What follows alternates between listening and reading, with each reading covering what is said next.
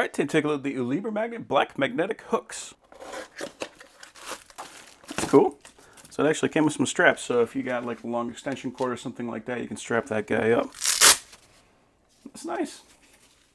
Nice little touch.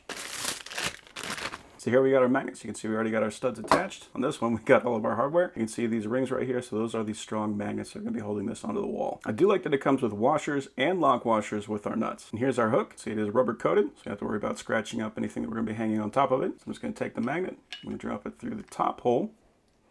Washer, lock washer, and nut.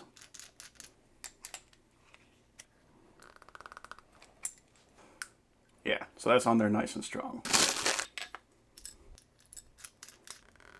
So there we go. Let's go ahead and test these guys out. So here we got 4 of them. You can see they hold up these welding helmets no problem. One of the cool things about it, you can just kind of move it around wherever you need it.